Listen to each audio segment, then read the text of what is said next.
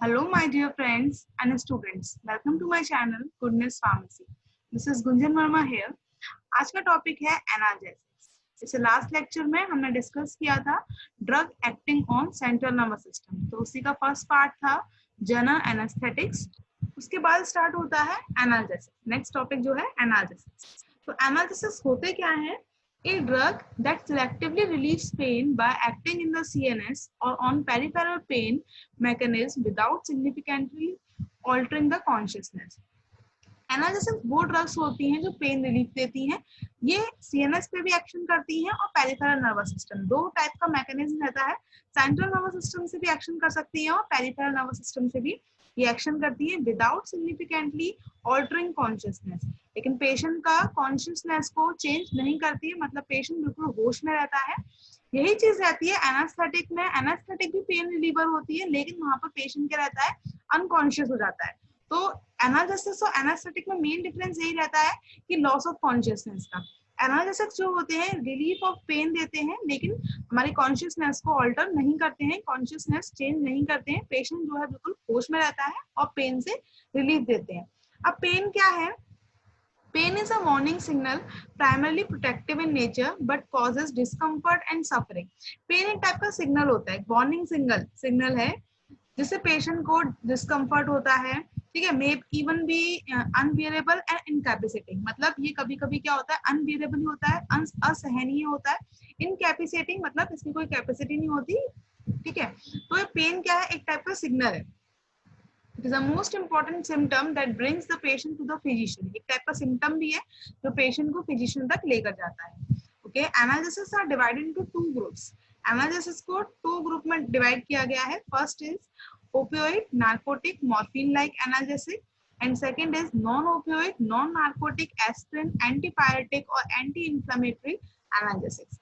दो टाइप के यहाँ पे एनाल्जेसिक्स हैं. फर्स्ट होता है ओपियोइड एनाल्जेसिक्स एंड सेकंड को हम बोलते हैं NSAIDs non steroidal anti inflammatory analgesics.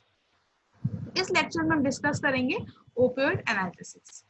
Opioid एनाल्जेसिस क्या होते हैं? Opioid is any substance that can produce morphine-like effect. Opium is an extract of the juice of the poppy, Papaver somniferum. सुना होगा opium का नाम. ओपियम प्लांट का जो नाम रहता है Papaver somniferum, उसका एक एक्सट्रैक्ट होता है, जूसी एक्सट्रैक्ट. ठीक है, तो एक टाइप की क्रूड ड्रग है. इसका जो मेन केमिकल रहता है वो रहता है मॉर्फिन. मॉर्फिन एक टाइप का एल्कलॉइड है. ठीक है, तो ओपियोइड एनाल्जेसिस जो होता है, इसकी जो प्रॉपर्टी रहती है वो मेन मॉर्फिन से आती है. इसका जो मेन केमिकल कांस्टेंट रहता है वो क्या है, मॉर्फिन, जो हमें किससे मिलता है, ओपियम पैपेवर सोमनिफेरम से. ओके, क्लासिफिकेशन देखें तो तीन टाइप को क्लासिफाई किया गया है. First is natural opium alkaloids. इसमें आते हैं morphine, codeine, noscapine. Natural opium alkaloids मतलब जो नेचुरली हम डायरेक्टली प्लांट से मिल रहे हैं. तो मॉर्फिन जो है किससे मिल रहा है, ओपियम.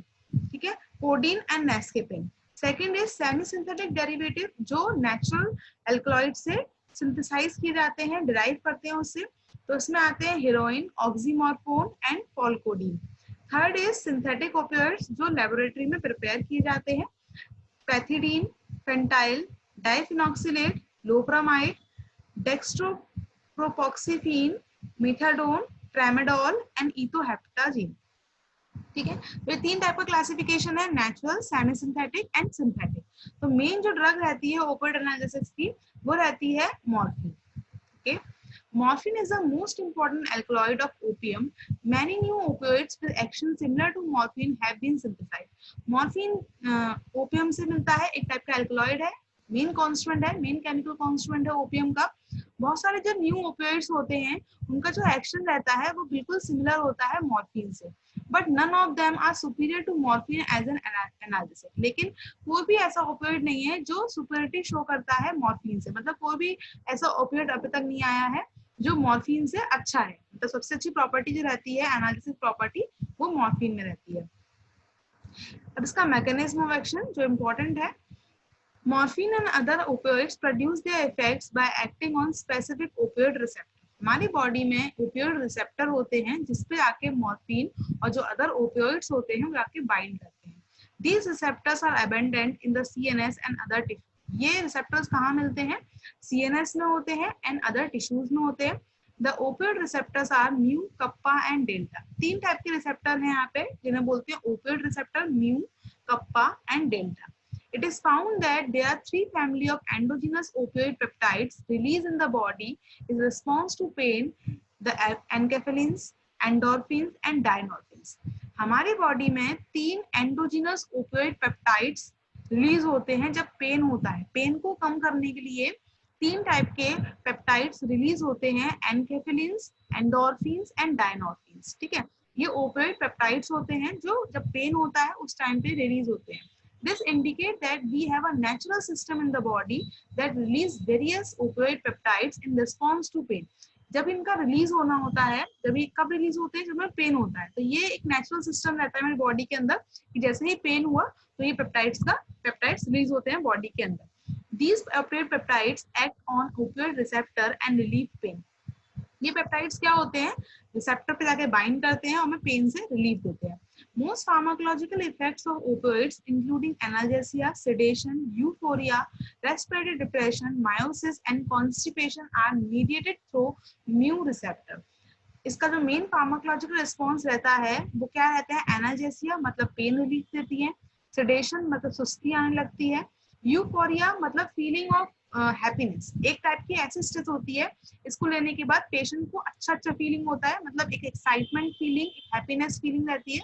रेस्पिरेटरी डिप्रेस हो जाता है, मायोसिस मतलब पीपल कॉन्स्ट्रिक्ट कर जाती है, एंड कॉन्स्टिपेशन. ठीक है, तो ये सारी जो इफेक्ट्स रहते हैं ये किसकी वजह से रहते हैं, म्यू रिसेप्टर की वजह से. Endomorphins are endogenous ligands for mu receptor but other endogenous peptides also bind to mu receptor. Mainly क्या रहता है, एंडोमॉर्फिन जो है वो म्यू रिसेप्टर से बाइंड करते हैं, डायनॉर्फिन बाइंड करते हैं कप्पा रिसेप्टर से, एंड एनकेफेलिन्स बाइंड करते हैं डेल्टा रिसेप्टर से. Okay, all opioid receptor are G protein coupled receptor. Stimulation of these receptors inhibit adenyl cyclase. अब इसका मोड ऑफ एक्शन देखें, ये डायग्राम देखा है. ठीक है, इस डायग्राम में देखें. ओके, ये क्या है, एक सेल है. ठीक है, अब पहले मैं बताऊंगी नॉर्मल जो हमारी बॉडी में जब फंक्शन हो रहा होता है तो उस टाइम पे ये कैसे वर्क करता है. ठीक है, नॉर्मली क्या होता है, ये सेल है, सेल पे ये जो रिसेप्टर दे रखा है ये होते हैं ओपियोइड रिसेप्टर. ये जी प्रोटीन कपल रिसेप्टर हैं, मतलब रिसेप्टर की डिफरेंट फैमिलीज होती है, उसमें से एक फैमिली है जी प्रोटीन कपल रिसेप्टर. ठीक है, तो ये जी प्रोटीन कपल रिसेप्टर है म्यू कप्पा डेल्टा. ओके, उसके बाद ये क्या है, GI, it is inhibitory ji protein है, इनहिबिटरी प्रोटीन है. उसके बाद एसी है, इट इज एडेनाइल साइक्लेज, ये एक एंजाइम होता है. ठीक है, तो हमारी बॉडी में क्या है, एडेनाइल साइक्लेज सिंथेसिस हो रही होती है, तो एडेनाइल साइक्लेज क्या करता है, कैम्प का फॉर्मेशन करता है. Camp is cyclic adenosine monophosphate, it is energetic molecule है, एएमपी से एटीपी बनता है, एडिनोसिन ट्राइफॉस्फेट. ठीक है, तो एडेनाइल साइक्लेज से क्या होता है, कैम्प का फॉर्मेशन होता है. अब कैम्प क्या करता है, कैल्शियम की एंट्री को बढ़ाता है. यहाँ पे कैल्शियम चैनल है, तो कैल्शियम क्या करते हैं, बाहर से अंदर आते हैं, जिससे कैल्शियम की कंसंट्रेशन सेल में बढ़ जाती है, और कैल्शियम से क्या होता है, सेल में कॉन्ट्रैक्शन होता है. कुछ आयंस होते हैं बॉडी में, सोडियम, पोटेशियम, कैल्शियम, तो इनका कुछ रोल होता है. तो कैल्शियम से हमेशा सेल में क्या होता है, कॉन्ट्रैक्शन होता है. जब कैल्शियम की कंसंट्रेशन अंदर बढ़ जाएगी तो क्या होगा, सेल में कॉन्ट्रैक्शन होगा, हमें पेन होने लगेगा. ओके, अब ऑन द अदर हैंड देखें, यहाँ पे पोटेशियम चैनल दे रखा है. पोटेशियम चैनल बंद रहते हैं उस टाइम पे, पोटेशियम रिलैक्सेशन कराते हैं, लेकिन पोटेशियम जो है वो चैनल बंद रहता है. तो ये प्रोसेस जो चल रही होती है नॉर्मल जो बॉडी में फंक्शन हो रहा होता है उस टाइम पे चलती है. लेकिन इससे क्या होता है, हमें पेन होता है. जब पेन होता है तो हमने ड्रग ली, मॉर्फिन. ठीक है, मॉर्फिन आके क्या करी, रिसेप्टर से आके बाइंड करी, तो इसने क्या किया, एडेनाइल साइक्लेज को इनहिबिट कर दिया. माइनस का निशान देख रहे हैं, माइनस का मतलब होता है इनहिबिटरी. ठीक है, तो मॉर्फिन ने क्या किया, एडेनाइल साइक्लेज को इनहिबिट किया. जब एडेनाइल साइक्लेज नहीं बनेगा तो कैम्प का फॉर्मेशन नहीं होगा, मतलब कैम्प की कंसंट्रेशन जो है सेल के अंदर वो कम हो जाएगी, डिक्रीज कंसंट्रेशन ऑफ कैम्प, जिससे क्या होगा, कैल्शियम एंट्री ब्लॉक हो जाएगी. मतलब यहाँ पे कैल्शियम का चैनल है वो बंद हो जाएगा, कैल्शियम बाहर से अंदर नहीं आएंगे, सेल के अंदर कैल्शियम की एंट्री बंद हो जाएगी, इससे डिक्रीज हो जाएगा कैल्शियम कंसंट्रेशन. जब कैल्शियम सेल के अंदर नहीं होगा इसका मतलब कॉन्ट्रैक्शन नहीं होगा, सेल कॉन्ट्रैक्ट नहीं करेगी, सेल रिलैक्स हो जाएगी, मतलब पेन से रिलीफ मिल जाएगा. ठीक है, ऑन द अदर हैंड देखें, यहाँ पे क्या करता है, कैम्प कंसंट्रेशन जैसे ही कम होता है तो कैल्शियम चैनल को ये ब्लॉक कर देता है, कैल्शियम चैनल बंद हो जाएगा. उसी हाथ on the other hand potassium channel को ये ओपन कर देता है। तो पोटेशियम क्या होंगे, अंदर से बाहर जाने लगेंगे और पोटेशियम से क्या होता है, रिलैक्सेशन होता है। इस वजह से सेल जो है वो रिलैक्स कर जाएगी। मतलब दोनों चीज देखी, कैम कंसंट्रेशन कम होने से कैल्शियम चैनल बंद हो रहा है, मतलब कैल्शियम की कंसंट्रेशन कम हो रही है, इसका मतलब कॉन्ट्रैक्शन नहीं होगा, सेल रिलैक्स करेगी। On the other hand potassium channel open करते हैं, पोटेशियम अंदर से बाहर जाने लगेगा तो सेल क्या करेगी, रिलैक्स करेगी। ठीक है, तो जब सेल रिलैक्स करेगी, सेल कॉन्ट्रैक्ट नहीं होगी, इसका मतलब सेल में पेन नहीं होगा, तो मतलब पेन से रिलीफ मिलता है। ठीक है, तो ये रहता है mechanism of action of morphine और ओपियोइड एनाल्जेसिक्स। यही फिगर में दे रखा है, mechanism of action of opioids. Opioid receptor R G protein couple receptor. Stimulation of these receptor, in receptor का स्टिमुलेशन होने से क्या होता है, कैम फॉर्मेशन डिक्रीज करता है। Potassium efflux causing hyperpolarisation. Hyperpolarisation मतलब सेल का रिलैक्स हो जाना। पोटेशियम एफ्लक्स होगा मतलब पोटेशियम बाहर जाएगा, सेल हाइपरपोलराइज कर जाएगी, रिलैक्स कर जाएगी। Also inhibit the calcium entry through voltage gated calcium channel. Voltage gated calcium channel से कैल्शियम एंट्री भी क्या हो जाएगी, इनहिबिट हो जाएगी। ओके, तो ये था मोड ऑफ एक्शन। नेक्स्ट आता है फार्माकोलॉजिकल एक्शन। फार्माकोलॉजिकल एक्शन में हम क्या पढ़ेंगे कि उस ड्रग का क्या एक्शन है हमारी बॉडी के अदर पार्ट्स में। ठीक है, तो फर्स्ट एक्शन आता है सेंट्रल नर्वस सिस्टम पे, तो इसका एक्शन रहता है एनाल्जेसिक एक्शन, मतलब ये पेन से रिलीफ देता है without loss of consciousness. Patient को अनकॉन्शियस नहीं करता, पेशेंट बिल्कुल होश में रहता है। ठीक है, सेकेंड आता है यूफोरिया, सेडेशन एंड हिप्नोसिस। ये क्या रहता है, यूफोरिया बताया मैंने। एनाल्जेसिक, ओपियोइड एनाल्जेसिस क्या करते हैं, सेडेशन कॉज करते हैं। तो हमारी बॉडी में एक तरीके से नशा टाइप हो जाता है ना, सेडेशन होता है मतलब सुस्ती आने लगती है, नींद भी आने लगती है। ठीक है, तो ये एक तरीके का क्या है, यूफोरिया स्टेज में पेशेंट चला सकता है। मतलब ऐसा स्टेज आती है जब पेशेंट एक्साइटमेंट में रहता है, वेल बीइंग मतलब अच्छा, सब कुछ उससे अच्छा लगने लगता है, तो वो कंडीशन आ सकती है इसमें। यूफोरिया, सेडेशन मतलब सुस्ती आना, एंड हिप्नोसिस मतलब पेशेंट को नींद भी आ सकती है। ओके, थर्ड आता है रेस्पिरेशन। रेस्पिरेशन पे इसका एक्शन रहता है respiratory depression. It directly depress the respiratory centre in the brain stem. ठीक है, ब्रेन स्टेम पे जाके डायरेक्टली रेस्पिरेटरी सेंटर को डिप्रेस कर देता है। ठीक है, जिससे ब्रीदिंग जो है वो प्रॉब्लम हो सकती है, रिदम में प्रॉब्लम आ जाती है, इरेगुलरिटी आती है इन द ब्रीदिंग। ठीक है, death from morphine poisoning is almost always due to respiratory arrest. Morphine poisoning जब हो जाती है, मॉर्फिन हम ज्यादा कंसंट्रेशन में ले लेते हैं, तो उस केस में डेथ भी हो सकती है पेशेंट की। उसका मेन रीजन यही रहता है कि रेस्पिरेटरी अरेस्ट हो जाता है, मतलब ब्रीदिंग प्रॉब्लम हो जाती है, पेशेंट ब्रीथ नहीं करता है। ओके, फोर्थ आता है cough centre. It directly depress the cough centre and thereby suppresses cough. Cough को ये सप्रेस कर देता है। फिफ्थ आता है nausea and emesis. Morphine directly stimulate the CTZ in the medulla, causing a nausea and vomiting. ठीक है, morphine CTZ क्या है, chemo receptor ट्राइगर zone. CTZ receptor एक जोन है जो हमारे ब्रेन में होता है, मेडुला में होता है, तो ये सेंटर होता है नोजिया और वॉमिटिंग कॉज कराने का। ठीक है, जब ये सेंटर स्टिमुलेट होता है तब वॉमिटिंग होती है। ठीक है, तो इससे क्या होता है, मॉर्फिन जो है CTZ को स्टिमुलेट कर देता है। अगर हाई डोज में अगर हम इसे लेते हैं तो CTZ को ये डिप्रेस कर देता है, जिससे वॉमिटिंग नहीं होती है। ठीक है, लो कंसंट्रेशन में ये CTZ को स्टिमुलेट कर रहा है, हायर कंसंट्रेशन में CTZ सेंटर को ये डिप्रेस कर रहा है, जिससे वॉमिटिंग नहीं होती है। ठीक है, नेक्स्ट आता है sixth प्यूपिल। Morphine produce meiosis resulting in a characteristic pinpoint pupil in a high dose. Simple meiosis करता है, pupil को ये constrict कर देता है। नेक्स्ट आता है seventh vagus. Morphine stimulate vagus centre causing a bradycardia. Vagus nerve होती है, 10th क्रेनियल नर्व है। ठीक है, जो बहुत सारे ऑर्गन को क्या करती है, हैंडल करती है। तो ये क्या करता है, ब्रेडिकार्डिया करता है। ब्रेडिकार्डिया मतलब लो बीपी, ब्लड प्रेशर को डिक्रीज कर देता है। हीट रेगुलेशन मतलब ओपियोइड जो है टेम्पोररी टेम्परेचर को स्लाइटली डिक्रीज कर देता है। नेक्स्ट आता है एक्साइटेटरी इफेक्ट। इन high dose opioid produce convergence. अगर हम ओपियोइड्स की हाई डोज ले लेते हैं तो ये कन्वर्जेंस कर सकता है, मतलब फिट्स वगैरह आ सकते हैं, पेशेंट को दौरे वगैरह पड़ सकते हैं। They may increase the excitability in the spinal cord, क्योंकि स्पाइनल कॉर्ड में एक्साइटेबिलिटी बढ़ जाती है। ओके, ये सारे एक्शन थे हमारे सेंट्रल नर्वस सिस्टम पे। Pharmacological action of opioid analgesics on central nervous system. Next आता है कार्डियोवास्कुलर सिस्टम पे। अगर हम देखें क्या एक्शन होता है, in therapeutic doses morphine produce hypotension. Main वही है, ब्रेडिकार्डिया बताया था, हाइपोटेंशन, ये बीपी को लो कर देता है, क्योंकि पेरिफेरल वैसोडायलेशन हो जाता है। वैसोडायलेशन मतलब जब ब्लड वेसल डायलेट हो जाती है तो क्या होगा, बीपी लो हो जाता है। नेक्स्ट आता है GIT।